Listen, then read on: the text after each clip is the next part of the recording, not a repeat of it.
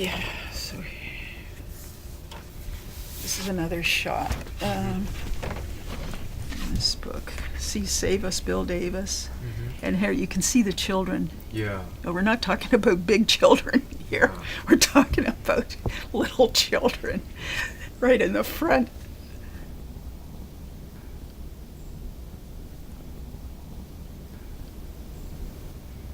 And here we are just waiting for the sheriff to arrive. And here's the sheriff getting out of his car and walking toward us. And before the sheriff got there, he kind of knew that this was going to happen, right? Like Yes. he had an yeah. idea, right? They sent a garbage truck out. The city sent a garbage truck. So when we were all sort of gathered, or here comes this garbage truck. What the hell's a garbage truck doing? Well, they were checking to see what the hell we were doing, for the on behalf of the sheriff. These are just community pictures, not the particular day.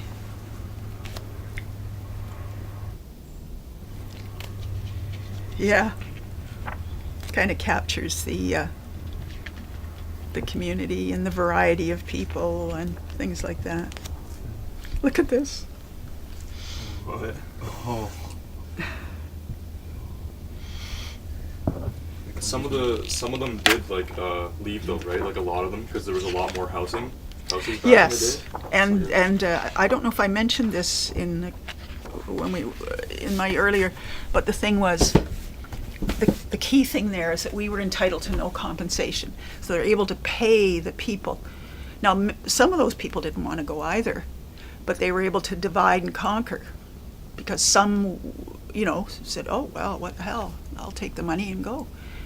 Or if they were, people who felt that you had to do what the government told you to do, say, "Oh well, if they're telling us to go, we'll go." Yeah. This is like the posters, one of the posters. Yeah, and that's it's ironic because the Toronto Star was editorializing against the island community, telling their readers that it should be torn down. And one lady who was selling advertising and wandered into a group of Star editors and overheard them talking, and they said, when they get those hippies off the island, we'll turn Algonquin Island into a mini golf course, and we can go over there on our lunch at lunchtime and play mini golf. Wow. That was what they thought would be a good way to use the land, rather than house 110 families. Wow. Huh. 100 families on Algonquin and 110 on Wards, I think. Do they still have that speaker of during the evictions? That they which? have the World War II speaker. How you? Is that still there or what? It's a siren rather than a speaker. It's a siren, an air raid siren. I think it's stored beside the Wards Island Association clubhouse, although I haven't been over there to look at it recently, so maybe it's there and maybe it isn't. I'm not sure about that. This was a report that Bill Davis commissioned from Barry Swadron, who's a prominent Toronto lawyer, and so he wrote after the event at the bridge. The Premier commissioned him to write a report on the future of the islands, and he recommended that everything be preserved and the residents stay, and just absolutely any,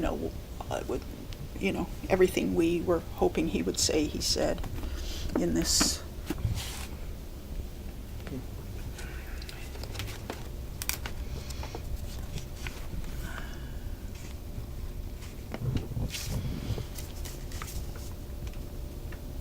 This is a little booklet that we produced at the time, just to kind of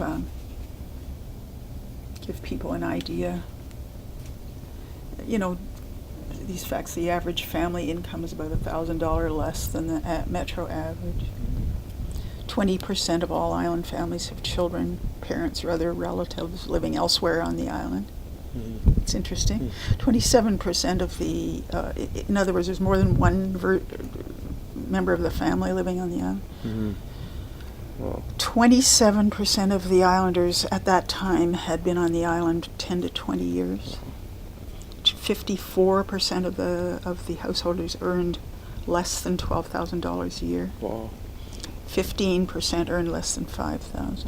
Now, it's hard to know 'Cause what that inflation. means, Yeah. but if they're saying less than $12,000 a year, it's probably like minimum income, if you know what I mean. Like mine would be,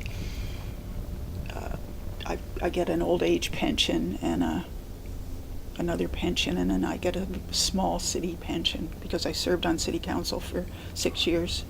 So, but it's not much. It's about $350 a month or something.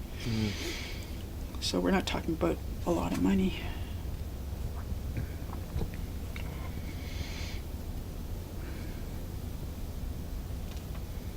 I love that picture. This lady was originally from South Africa. She, during apartheid, she worked with women, because women, a lot of the women, especially the ones that she was associated with, she was an architect. She were opposed to apartheid. Anyway, they did a demonstration, and in the demonstration, because of the apartheid government, they weren't allowed to get close together. You could demonstrate, but you had to be 15 feet apart. Oh, You know what I mean? Yeah. So I mean that's pretty crazy. Anyway, they did whatever they had to do. If they had to be 15 feet apart, they'd be 15 feet apart. But anyway, at some point, she was recognized for the work that she'd done with women, organizing women during the anti-apartheid movement. And when she accepted, the New York Times covered the fact that she had won the prize from the United Nations, and when she received, they quoted her as saying when she received it, "Everything I know about politics I learned on Ward's Island."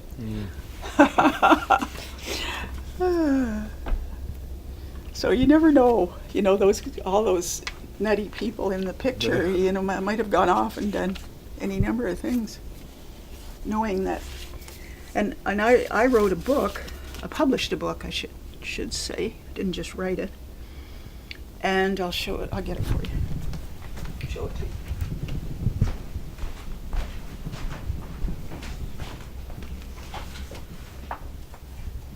This was before my friend Barack Obama was a governor in Illinois, or where he was a governor. I published this. So that tells you how to do it. Oh, yeah. What we learned from the community organizer, more or less. Yeah. Nice. That's why I've got the Barack Obama Yeah. orama over there. Well, that and the fact that I've got a crush on him. My granddaughter says, "Oh yeah, my grandma's got a crush on Barack Obama." Oh yeah. Well, Yes, it could be worse, eh? It's not Donald Trump. Yeah, that's where Obama got it from. Okay. Yeah. Well, we sent him a copy of the book, but we never got it. My niece sent him a copy of the book, but that was much later, after he had used the expression, We haven't heard back yet. Yeah. We don't know what he thinks about it. But was published before he. Maybe he owes you some credit. Eh? He definitely should be giving me credit. Yeah, okay? So this is 1980. This. 1980. Yeah, 1980. 1980 it was published, and I guess he ran for governor later than that. Yeah. So remember, I was telling you about what gives them their power, what gives us or what power do they have? What power do we have? We need to, So this is the kind of analysis thing, the chart that you write down what gives them their power and how you can undermine it. Did you get any in trouble trying to publish that? Like, did anyone try to stop it or anything? No, like that? because it was self-published essentially. Okay. Now later, when I was serving on city council, I published a second edition of it.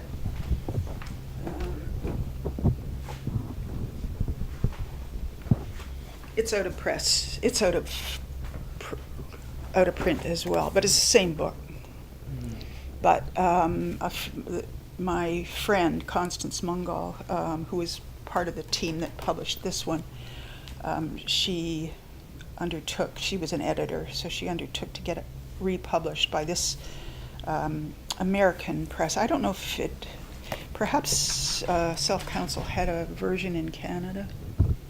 No, it's International Self-Counsel Press, although it was printed in Canada. But it's the same book. Except my friend Constance Mungal rattled on for quite a while at the beginning. She had a different idea than I did.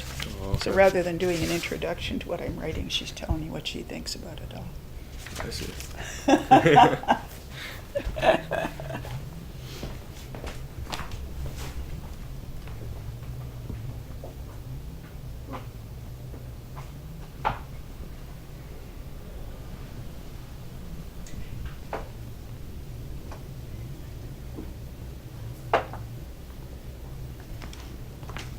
Well, that's great. Thanks for all the information. and You're everything. welcome. I hope I Really didn't bore you appreciate to it. death. No, that was really interesting. You didn't. It's really nice to hear all the story about Ireland. Yeah. I haven't been to the Ward Island before. You haven't? Haven't. It's Oh, my first wow. time. Yeah. Really? People are really friendly to us here. Yeah. Good, that's Yeah. great. Well, Mhm. I think that's what I was telling you about, just it's kind of an attitude that people have where most of us anyway, I've never had any negative interaction with visitors of any kind. Like nobody has, I mean, occasionally, very rarely, but I have seen people come onto the front lawn and take pictures of each other, which Oh, I think yeah. that's an odd thing to do, Yeah. Like there's lots of, Mhm. like you've got 100 acres of park here. You don't really have to go into somebody's Yeah. That's a garden, compliment. It's Yeah. like taking a photo next to your house, right? Exactly. Compliment, yeah. Or whatever, Yeah. whatever's out there. So someone was saying too that this originally was a tent, and then it was Yeah. built off of that, right? Yes. Yeah. Yeah. That's right. So, here, my friend Mary Anderson, who's an artist, she's done this little thing Oh. that shows you how it evolved, the tent, and then Wow. when we were allowed to, in 1937, when Sam McBride was mayor, he encouraged people to transform the tents into cottages. In other words, start putting in wooden structure, possibly because he was in the lumber business. And when my grandfather was building the house that my grandparents built at 11 Willow Avenue across the park, and Sam McBride, the mayor, was living on the island in a grand house on the lakeshore at the time, and came across my grandfather building with some lumber. Where'd you get that crappy lumber? He asked my grandfather, and my grandfather said, well, I got it at the Toronto Lumber Company across the road there.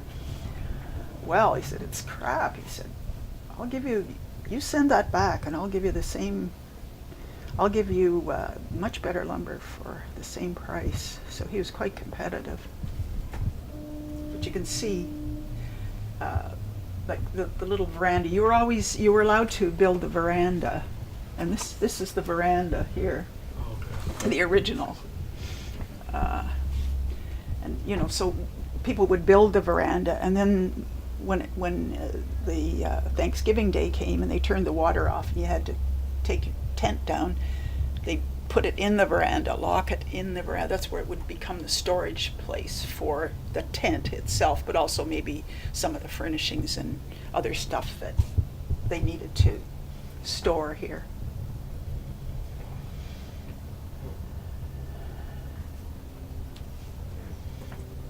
What else I have that of interest? Yeah, that's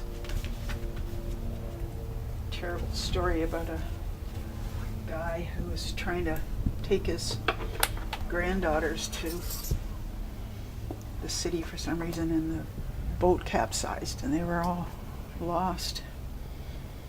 But he wasn't. I'm sure he wished he had been.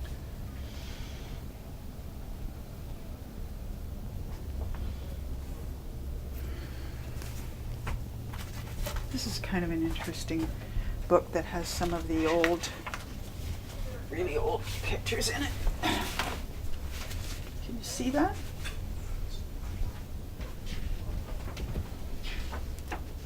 Oh yeah. Well, So this would be probably Hanlon's Point back in the old days. You can tell that it's sort of 1910. Looks like everyone's wearing the same hat. The ladies' dresses are.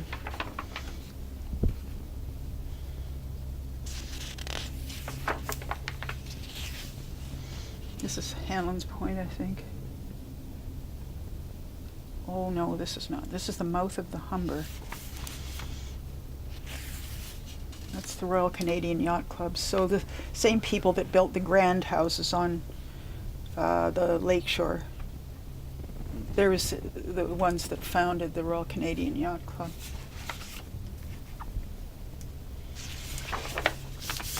The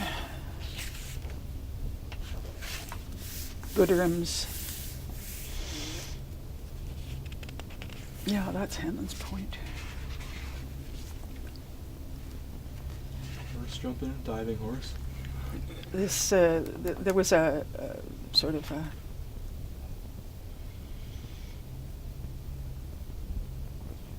entertainment place at Hanlon's Point in the old days. Carousel. That's kind of the I was saying the Gooderhams, but the Masseys. This was the Massey House. They were old, very old Toronto establishment people.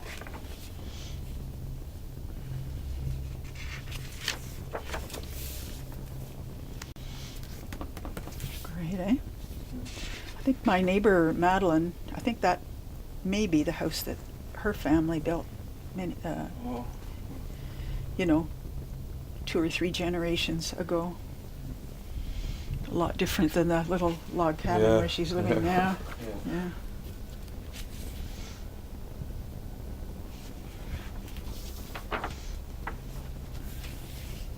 This was this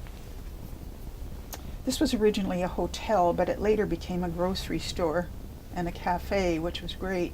You know, when I was a kid, there was a grocery store here and a cafe. Unfortunately, that building belonged to the city, so when the province gave the island to Metropolitan Toronto, when they created Metropolitan Toronto, the regional government, they immediately tore down everything that belonged to the city. Everything. So, including that. But do you think there will be a grocery store in the island again? Oh, will there be? Yeah. I don't think so. I mean, we have plans to build some more housing, Okay. but the plans were sort of canceled, I guess you'd have to say. Yeah. Even though the land was allotted and there's power going to the land, water going to the land, everything is there. All you need to do is build a housing and you're away. And it's between the fire hall, the existing fire hall along beyond the bridge, the Algonquin Bridge, and what used to be the fire hall, what is now the canoe club.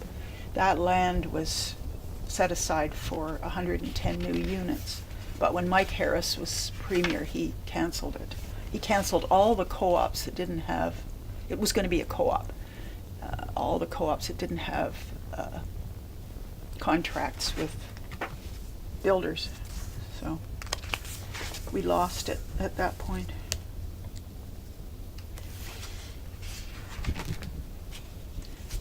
That's pretty typical of the tent. Yeah, that turned into that, right? Yeah, and this is the kitchen, I guess, here.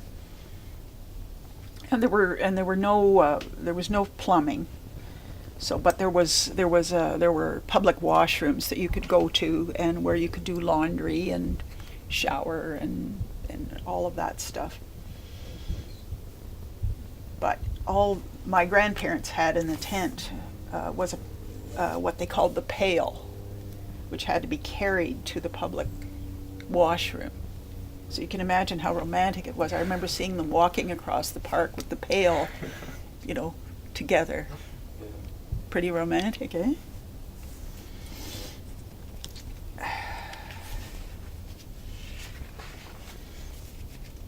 And also the skyline is it's, well, Oh, there's nothing there, eh? Saint-Ephraim, I would say. I've got another picture of the skyline here I can show you. Yeah. If I can find it. Here it is. Whoops. Oops, I'm sorry. I didn't mean to kick your camera. Oh, it's okay. Hope I didn't do anything bad to it. Yeah, it's strong. Okay. Nothing will happen. Yeah, there's an old picture of the skyline. Yeah. Wow. Very different than it is now. No CN Tower there. Yeah. I'll put that there for you. When my mother lived here, this little part of what was then the veranda was her bedroom, and the windows were a little bit higher before we renovated. So she had a double bed that was like a big platform there, and I remember sitting on it and watching them bring in the tip of the CN Tower on a helicopter and install it with the helicopter. Wow, that's Yeah. amazing. I don't know what time of year it was, and I guess the trees weren't as big, because right now you wouldn't be able to see much because of the trees.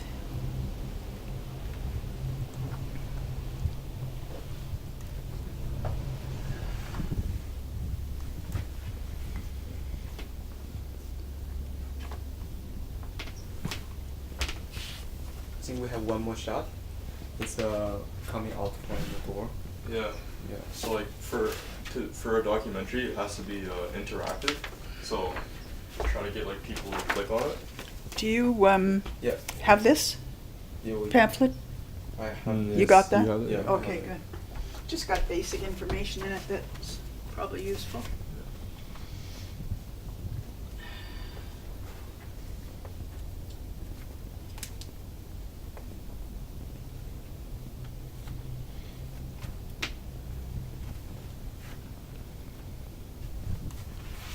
This is a history that was published by the Island School. My son David was part of a group that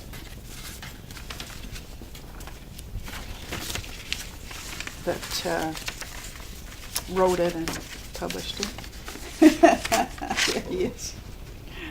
Okay. Wow. Look at him. He's looking pretty tough there. Nice hairdo. Yeah. Yeah, he's not bad looking. There he is Oh yeah. in his senior state. Oh, here, yeah, this is good too.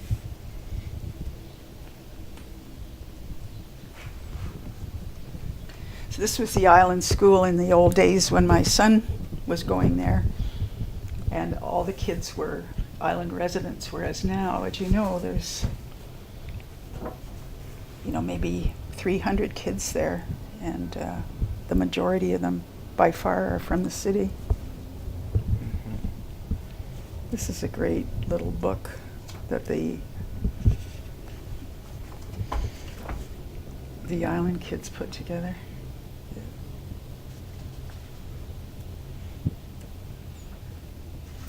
And you need to come over in the winter to get the full picture, because there's a lot of fun stuff that goes on in the winter, skating, and depending on the weather, Mm-hmm. Sometimes it's not very cold, so you don't get all that much skating on the bay, but you might get skating on the lagoon, which is more narrow.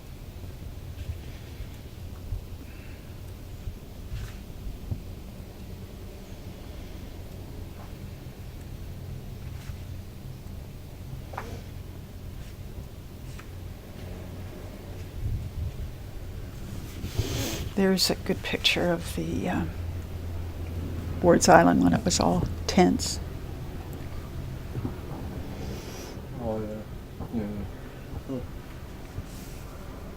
And that's an interesting picture of one of the tents with the veranda.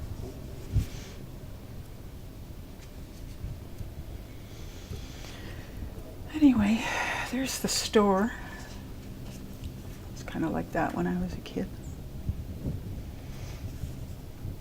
And the Wards Island Association Clubhouse is right behind it, and it's still there, thank goodness. And this was a building that was unfortunately torn down.